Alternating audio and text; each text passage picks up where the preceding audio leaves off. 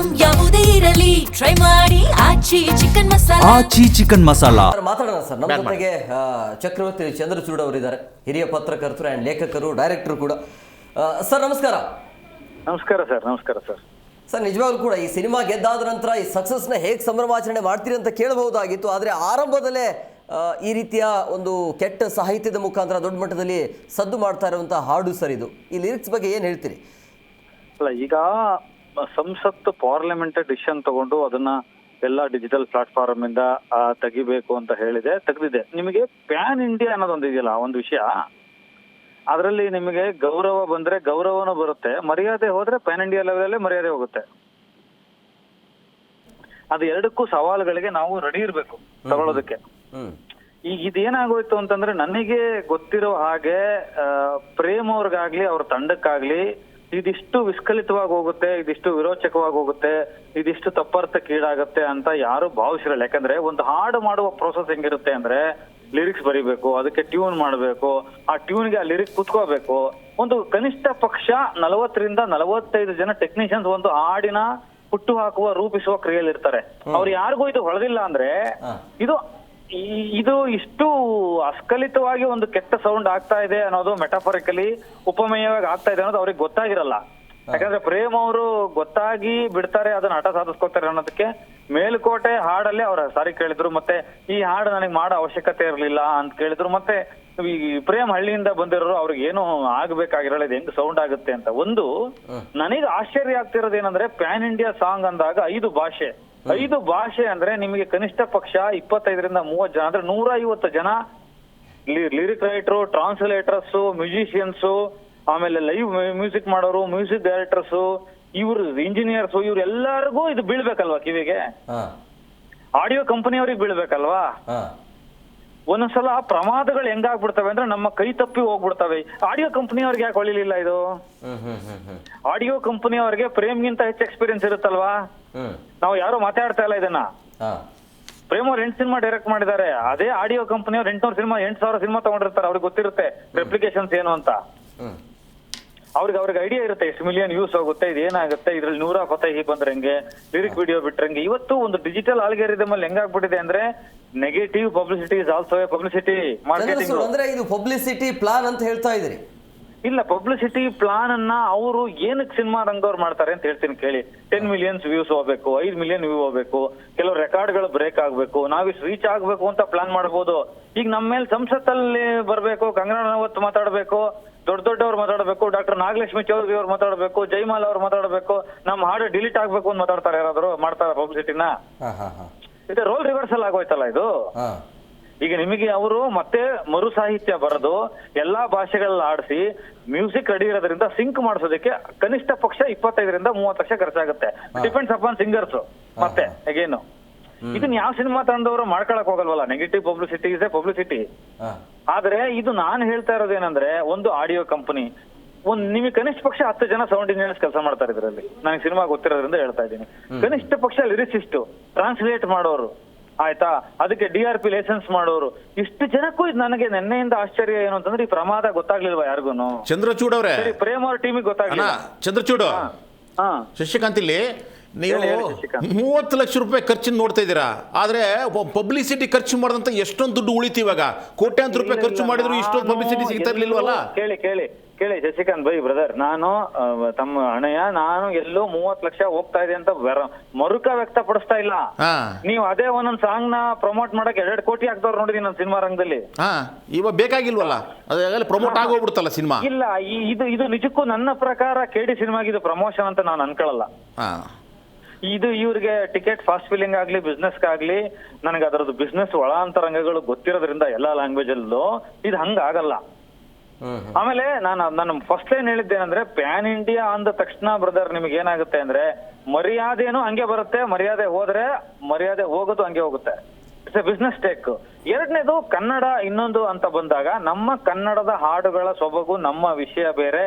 ನಮಗೆ ಹೆಣ್ಣನ್ನ ಕಾಮುಕವಾಗಿ ನೋಡೇ ಬಿಸ್ನೆಸ್ ಮಾಡ್ಬೇಕು ಅನ್ನೋ ಅನಿವಾರ್ಯತೆ ಖಂಡಿತ ಕನ್ನಡಿಗರಿಗೆ ಇಲ್ಲ. ಅದು ಪ್ರೇಮ್ ಅವ್ರಿಗೂ ಇರಲ್ಲ ಅಂತ ನಾನು ಭಾವಿಸಿದ್ದೀನಿ. ಇಲ್ಲ ಅಂದ್ರೆ ಇಷ್ಟೊಂದು ಐಟಮ್ ಸಾಂಗ್ಗಳು ಬರ್ತಿತ್ತ ಸರ್? ಅಲ್ಲಲ್ಲ ಬಂದಿದೆ. ಎಷ್ಟೊಂದು ಅಶ್ಲೀಲ ಗೀತೆಗಳು ಬಂದಿಲ್ಲ, ನೀವೇ ಹೇಳ್ಬಿಡಿ. ಈಗ ನಾನು ಇನ್ನೊಂದು ಪ್ರಶ್ನೆ ಕೇಳ್ತೀನಿ, ಹಾ. ಇದಕ್ಕಿಂತ ವರ್ಸ್ಟ್ ಆದ ಐಟಮ್ ಸಾಂಗ್ ರೆಫರೆನ್ಸ್ ಕೊಡ್ಲ ನಾನು?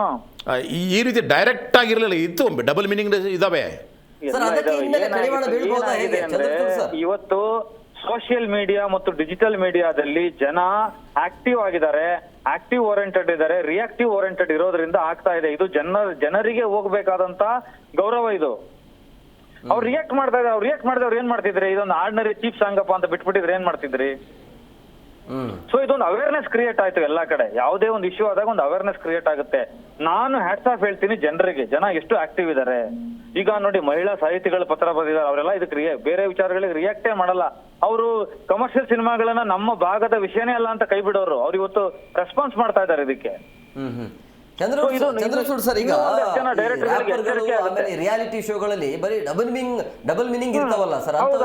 ಈಗ ನಾನು ಓಪನ್ ಆಗಿ ಹೇಳ್ತೀನಿ, ಕೆಲವು ರಿಯಾಲಿಟಿ ಶೋ ಟಾಕ್ಸಿಕ್ ಟೀಸರ್ ತರ ಇರ್ತಾವೆ. ಏನ್ ಮಾಡೋಣ, ಓವರಲ್ ಆಗಿರ್ತವೆ.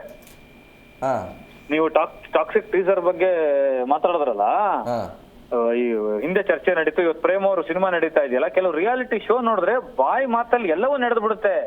ಸ್ಟ್ರೈಟ್ ಪ್ರಸ್ತ ಮಂಚಕ್ಕೆ ಹೋಗ್ತಾರೆ. ಹೆಣ್ಣನ್ನ ಎಷ್ಟು ಕೀಳಾಗಿ ನೋಡ್ತಾರೆ ಅಂದ್ರೆ, ಅವಳ ದೇಹ, ಅವಳ ಅಂಗಾಂಗ, ಅವಳ ಕಪ್ಪು, ಅವಳ ಬಿಳಿ, ಅವಳ ಬಣ್ಣ. ಯಾರು ಕೇಳ್ತಾ ಇದ್ದಾರೆ ಇದಕ್ಕೆಲ್ಲ? ಸೆನ್ಸ್ ಇವತ್ತು ಸ್ಪ್ಯಾನಿಷ್ ಸಿನಿಮಾಗಳಲ್ಲಿ, ನ್ಯೂಜಿಲೆಂಡ್ ಸಿನಿಮಾಗಳಲ್ಲಿ, ಅಮೆರಿಕನ್ ಸಿನಿಮಾಗಳಲ್ಲಿ ಸೆಲ್ಫ್ ಸೆನ್ಸಾರ್ ಬಂದ್ಬಿಟ್ಟಿದೆ. ಇವತ್ತು ಅವನೇ ಸೆನ್ಸಾರ್ ಡಿಸೈಡ್ ಮಾಡ್ತಾನೆ. This is not film to family ಅಂತ ಆಗ್ತಾನೆ, this is not to female watch ಅಂತ, this not to adult watch ಅಂತ ಆಗ್ತಾನೆ. ಹಂಗಾಗೋಯ್ತಲ್ಲ. ನಮ್ ಸೆನ್ಸಾರ್ ಅಲ್ಲೂ ತುಂಬಾ ಲಾಬಿ. ನಾನೊಂದು ಪ್ರಶ್ನೆ ಕೇಳ್ತೀನಿ, ಸೆನ್ಸಾರ್ ಅವ್ನು ನೋಡಿಲ್ವಾ? ಲಿರಿಕ್ ವಿಡಿಯೋ ಬಿಡುವಾಗ ಸೆನ್ಸಾರ್ ಅವ್ನು ನೋಡ್ಬೇಕಲ್ಲ, ಸರ್ಟಿಫೈ ಮಾಡ್ಬೇಕಲ್ಲ. ಅವನ್ ಏನ್ ಮಾಡ್ತಿದ್ದ? ಆಯ್ತು, ಆಡಿಯೋ ಕಂಪನಿ ಅವ್ನ ಜವಾಬ್ದಾರಿ ಇಲ್ವಾ? ಈಗ ನಾನು ಕೇಳಿಸ್ಕೊತಾ ಇದ್ದೆ, ಶಶಿಕಾಂತ್ ಅವ್ರು ಹೇಳ್ತಾ ಇದ್ರು, ಉತ್ತರ ಕರ್ನಾಟಕದ ಕೆಲವು ದ್ವಂದ್ವಾರ್ಥದ ಇದು ಮಾಡ್ತಾರೆ ಅವರು. ಈ ಕಡೆ ಅವರು ಚಿಂದೋಡಿ ಲೀಲಾ ಅವರ ನಾಟಕದ ಕಂಪನಿ ಮತ್ತೆ ರವೀಂದ್ರ ಕಲಾಕ್ಷೇತ್ರದ ಮಧ್ಯದಲ್ಲಿದ್ದಾರೆ ಅವರು. ಆ ಕಡೆ ಸಿನಿಮಾ ಥಿಯೇಟರ್ಲ್ಲೂ ಇಲ್ಲ, ಈ ಕಡೆ ಇದ್ರಲ್ಲೂ ಇಲ್ಲ. ಇವ್ರುಗಳು ದೊಡ್ಡ ದೊಡ್ಡ ಕಾರ್ಪೊರೇಟ್ ಕಂಪನಿಗಳು ಏನ್ ಮಾಡ್ತಾ ಇದಾವೆ? ಅವ್ರಿಗೆಲ್ಲ ಇದು ಪಾಠ ಅಲ್ವಾ? ದಿಸ್ ಇಸ್, ನನ್ನ ಪ್ರಕಾರ ಇದು ಪ್ರೇಮ್ ಅವ್ರ ಸಿನಿಮಾಗ ಪಾಠ ಅಲ್ಲ, ಇದು ಎಲ್ಲರಿಗೂ ಪಾಠ. ಇದು ಆಡಿಯೋ ಕಂಪನಿ ಏನ್ ಮಾಡ್ತಾ ಇತ್ತು? 5 ಲ್ಯಾಂಗ್ವೇಜ್ ಹೋಗಿದೆ ಆಡಿಯೋ ಕಂಪನಿ. ಬೇರೆ ಈಗ ನಮ್ಮ ಕನ್ನಡ ಆಡಿಯೋ ಕಂಪನಿ ಅಲ್ಲ, ಬೇರೆ ಲ್ಯಾಂಗ್ವೇಜ್ ಆಡಿಯೋ ಕಂಪನಿಗಳು ತಗೊಂಡಿದೆ, ಟೈ ಅಪ್ ಮಾಡ್ಕೊಂಡಿವಲ್ಲ. ಅವ್ರು ಏನ್ ಮಾಡ್ತಿದ್ದಾರೆ ಸರ್? ನಿರ್ದೇಶಕರಿಗೆ ಒಂದು ಹೊಣೆಗಾರಿಕೆ ಇಲ್ವಾ? ನಿರ್ದೇಶಕರಿಗೆ, ನಿರ್ಮಾಪಕರಿಗೆ, ಲಿರಿಕ್ಸ್ ಬರೆಯೋರಿಗೆ ಒಂದು ಸಾಮಾಜಿಕ ಜವಾಬ್ದಾರಿ ಇಲ್ವಾ ಚಂದ್ರಣ್ಣ? KD ಸಿನಿಮಾದವ್ರು ಎಲ್ಲರೂ ಕ್ಷಮೆ ಕೇಳಿದ್ದಾರೆ. ಇದು ಫಸ್ಟ್ ನಾವು ಅರ್ಥ ಮಾಡ್ಕೋಬೇಕಾಗಿರೋದು. ಅವ್ರಿಗೆ ಅರ್ಥ ಆಗಿದೆ, ಅವರು ತಲೆ ತಗ್ಸಿ ಒಂದು ಕ್ಷಣ ನಾವು ಅವರ ಪ್ರತಿಭೆಯ ಕಾರಣಕ್ಕೆ ಕ್ಷಮಿಸ್ಕೊಂಡ್ಬಿಡೋಣ. ಆದ್ರೆ ಬಾಕಿ ಪ್ರಶ್ನೆ ಏನು? ಈಗ ಸಿನಿಮಾದಲ್ಲೇ ಸಾಂಗ್ ತೆಗಿಬೇಕು ಅಂದ್ರೆ ತೆಗಿಬೇಕು. ಅದು 5 ಕೋಟಿ ಖರ್ಚಾಗಿದ್ರೇನೋ 10 ಕೋಟಿ ಖರ್ಚಾಗಿದ್ರೇನೋ ತೆಗಿಬೇಕು. NHRC ಲುಕ್ ಮಾಡ್ತಾ ಇದೆ, ನಾಳೆ ನೋಡ್ತಾ ಇದೆ ಸಿನಿಮಾನ. ವಿವಾದದ ಬೆನ್ನಲ್ಲೇ ಪ್ರೇಮ್ ಅವರು ಕೂಡ ಮಾತನಾಡಿದ್ರು, ಬಟ್ ಅವರು ಅದನ್ನ ಸಮರ್ಥಿಸಿಕೊಳ್ತಿದ್ದಾರೆ. ನಾನು ಹಂಗೆ ಹೇಳಿಲ್ಲ. ಪ್ರೇಮ್ ಅವರ ವಾದ ನಾನು ಒಂದು ಕೇಳಿ, ಅವ್ರಿಗೆ ನನಗೆ ಅರ್ಥ ಆಗಿರೋದು, ಒಂದು ಬಾಟಲು ಮತ್ತು ಉಪ್ಪಿನಕಾಯನ್ನ ಹೋಲಿಸಿ ಉಪಮೇಯವಾಗಿ ಮೆಟಾಫರ್ ಆಗಿ ಬರೆಯಕ್ ಹೋದೆ. ಆದ್ರೆ ನಾನು ಈ ತರದೊಂದು ಲಿರಿಕ್ಸ್ ಹಾಕ್ಬೇಕು ಅಂತ ಇರ್ಲಿಲ್ಲ. ಒಂದು ಪ್ರಮಾದ ಆಗೋಗಿದೆ, ನಿಮಗೆ ನೋವು ಆಗಿದ್ರೆ ಕ್ಷಮೆ ಇರ್ಲಿ, ನಾನು ಇದನ್ನ ಪರ್ಪಸ್ಫುಲ್ ಆಗಿ ಮಾಡಿಲ್ಲ. ಇದು ಅವ್ರ ಧ್ವನಿ, ನನಗೆ ಅರ್ಥ ಆಗಿರೋದು. ನಾನು ಏನ್ ಹೇಳಕ್ ಬರ್ತಾ ಇದ್ದೀನಿ ಅಂದ್ರೆ, ನಾನು ಆ ತಂಡನ ಸಮರ್ಥಿಸ್ಕೋತಾ ಇಲ್ಲ. ಇದನ್ನ ಯಾರು, ಇದು ಪ್ರಮಾದ ಆಗಿದೆ, ತಪ್ಪಾಗಿದೆ, ಅದರಲ್ಲಿ ವಿಧಿತ, ನಾನು ಅದರ ಬಗ್ಗೆ ಇಲ್ಲ ಅಂತ ಹೇಳ್ತಾ ಇಲ್ಲ. ಆದ್ರೆ ನನ್ನ ಗಮನಿಸುವಿಕೆ ಏನಂದ್ರೆ, ಒಂದು ಕಾರ್ಪೊರೇಟ್ ಸೆಕ್ಟರ್ನ, ಒಂದು ಪ್ಯಾನ್ ಇಂಡಿಯಾ ಸಿನಿಮಾ, 4 ವರ್ಷದಿಂದ ಒಂದು ಸಿನಿಮಾ ಮಾಡ್ತಾ ಇದಾರೆ ಅವ್ರು ಕಷ್ಟಪಟ್ಟು, ರಿಲೀಸ್ ಮಾಡೋ ಹಂತದಲ್ಲಿ ನೋಡಿ, ಅವರೇ AMB ಥಿಯೇಟರ್ ಹಾಕ್ತಾರೆ, ಅವರೇ ಪಬ್ಲಿಸಿಟಿ ಮಾಡ್ತಾರೆ, ಅವರೇ 100 ಪತೆ ಕರೆಸ್ತಾರೆ. ಅಷ್ಟೆಲ್ಲಾ ಲಕ್ಷಾಂತರ ರೂಪಾಯಿ ಖರ್ಚು ಮಾಡಿ ಆಡಿಯೋ ಬಿಟ್ಬಿಟ್ಟು ಪ್ರಮಾದ ಆಗಿರೋದು ಅವ್ರಿಗೆ ಗೊತ್ತಾಗಿಲ್ಲ ಅಂದ್ರೆ, ಇದು ಇಷ್ಟು ಜನರಿಗೆ ಇದು ಅರ್ಥ ಆಗಿಲ್ವಲ್ಲ ಅಂತ. ನಿಮ್ಗೆ ಯಾವತ್ತು ಏನಾಗುತ್ತೆ ಅಂದ್ರೆ, ತಪ್ಪಾದಾಗ ನಾವು ಸೆಕೆಂಡ್ ಥಾಟ್ ಹೇಳ್ತಾ ಇದೀವಿ ಶಶಿ ಅಣ್ಣ. ಇಲ್ಲಿ ಫಸ್ಟ್ ಥಾಟ್ ಯಾರಿಗೂ ಬಂದಿಲ್ವಲ್ಲ. ಅವನ್ ತಾನೇ ತುಂಬಾ ಬುದ್ಧಿವಂತ. ಹೌದು, ಇದು ಪ್ರಮಾದ ಆಗುತ್ತೆ, ಇದು ಬೇಡ, ಲಿರಿಕ್ಸ್ ಚೇಂಜ್ ಮಾಡ್ಬೇಕು ಅಂತ ಅವಾಗ್ಲೇ ಗೊತ್ತಾಗ್ಬೇಕಿತ್ತಲ್ಲ. ಇದು ಎಷ್ಟು ಜನರನ್ನ ದಾಟಿ ಬಂತು. ನಾವ್ ಇವತ್ತು ಟಿವಿಲಿ ಕುತ್ಕೊಂಡು ಮಾತಾಡ್ತಾ ಇರೋದು ಸೆಕೆಂಡ್ ಥಾಟ್. ನಮ್ಗೊಂದ್ ಕತೆ ಕೇಳಿದಾಗ ಈ ಕಥೆಯಲ್ಲಿ ಹಂಗಿರ್ಬೇಕಿತ್ತು ಅಂತ ಗೊತ್ತಾಗೋದು 2ನೇ ಹಂತದ ಆಲೋಚನೆ. ಆದ್ರೆ ಮೊದಲನೇ ಮಾಡೋವನಿಗೆ ವಿಮರ್ಶೆ ಮಾಡ್ಬಿಡ್ತಾ ಇದೀವಿ, ಕ್ರಿಯೇಟ್ ಮಾಡೋನ್ಗೆ ಎಷ್ಟು ನೋವಾಗಿರುತ್ತೆ. ವಿಮರ್ಶೆ ಜೊತೆಗೆ ಸ್ವ ವಿಮರ್ಶೆನೂ ಬೇಕಾಗುತ್ತೆ ಚಂದ್ರಚೂಡ್ ಅವ್ರೆ. ಈಗ ಅವರಿಗೆ ಈ ಸ್ವವಿಮರ್ಶೆ ಕಾಲ ಏನ್ ಗೊತ್ತಾ, ಕನ್ನಡ ಚಿತ್ರರಂಗ ಅಂತಲ್ಲ, ಎಲ್ಲಾ ಚಿತ್ರರಂಗದವ್ರಿಗೂ ಕ್ರೈಮ್ ನ ವಿಜೃಂಭಣೆ ಮಾಡ್ತಾ ಇದಾರಲ್ಲ. ನಿಮಗೆ ದುರಂಧರ್ ಬಂದಿದೆ ಇವತ್ತು, ನೆರೇಟಿವ್ ಸಿಸ್ಟಮ್ ಮಾಡೋರ್ಗೆ, ಪ್ರೊಪಗಂಡಾ ಸಿನಿಮಾ ಮಾಡೋರ್ಗೆ, ಕ್ರೈಮ್ ನ ವಿಜೃಂಭಣೆ ಮಾಡೋರ್ಗೆ, ಹೆಣ್ಣನ್ನ ಅತ್ಯಂತ ಅಶ್ಲೀಲವಾಗಿ ತೋರಿಸೋರ್ಗೆ, ಎಲ್ಲಾರ್ಗು ಸ್ವವಿಮರ್ಶೆಯ ಕಾಲ. ಇಲ್ಲಿ ಫಿಲಂ ಮೇಕರ್ಸ್ಗೆ ಇದು 2026 ಸ್ವವಿಮರ್ಶೆ. ಯಾಕಂದ್ರೆ ಬಿಸ್ನೆಸ್ ಫಾರ್ಮೆಟ್ ಚೇಂಜ್ ಆಗಿದೆ, ಸಿನಿಮಾ ಫಾರ್ಮೆಟ್ ಚೆನ್ನಾಗಿದೆ, ಥಿಯೇಟರ್ಗೆ ಬರೋರ ಕಂಟೆಂಟ್ ಓರಿಯೆಂಟೆಡ್ ಚೇಂಜ್ ಆಗಿದೆ. ನಿಮ್ಗೆ ಯಾವ ಕನ್ನಡ ಸಿನಿಮಾ ಹೋಗ್ತಾ ಇದೆ ಸದಾಭಿರುಚಿ ಸಿನಿಮಾ ಮಾಡಿದ್ರೆ?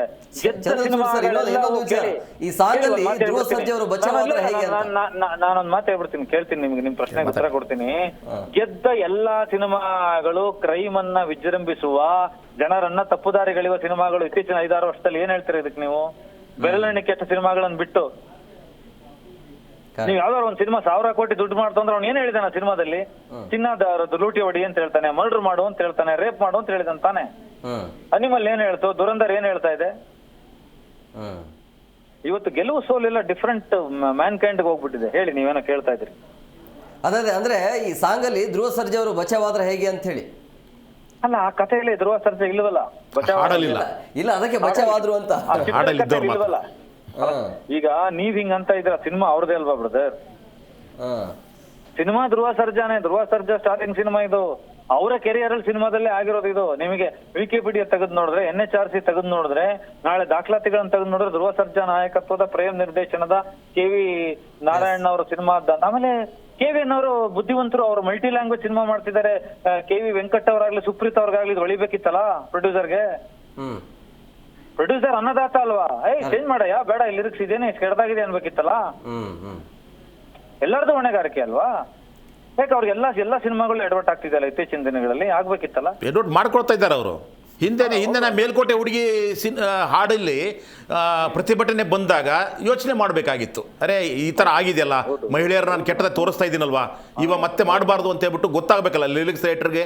ನಾನು ಪ್ರೇಮ್ ಅವ್ರಿಗೂ ನನ್ನ ಬ್ರದರ್ ಅವ್ರಿಗೂ ಒಂದೇ ಮಾತು ಹೇಳಿದೀನಿ, ಅಣ್ಣಯ್ಯ ಸೆರಗಿಗೆ ಕೈ ಹಾಕಿದ್ರಲ್ಲೇ ಜಗತ್ತಲ್ಲಿ ಎಲ್ಲವನ್ನೂ ದುರ್ಯೋಧನ ಅಂತ ಹೇಳಿದೀನಿ. ಹೆಣ್ಣಿನ ಸೆರಗಿಗೆ ಯಾರ್ಯಾರು ಕೈ ಹಾಕಿದಾರೋ ಅವರೆಲ್ಲರೂ ದುರ್ಯೋಧನರಾಗಿದ್ದಾರೆ ಇವತ್ತು ಜಗತ್ತಲ್ಲಿ. ಅಲ್ಲ, ಮೈಗೆ ಹಾಕಿದ್ನಲ್ಲ ಇವನು, ಮೈಯೇ ಒಂದು ಮೈದಾನ ಅಂತ ಹೇಳ್ಬಿಟ್ಟು ಹಾಕಿದ್ರಲ್ಲ ಇವರು.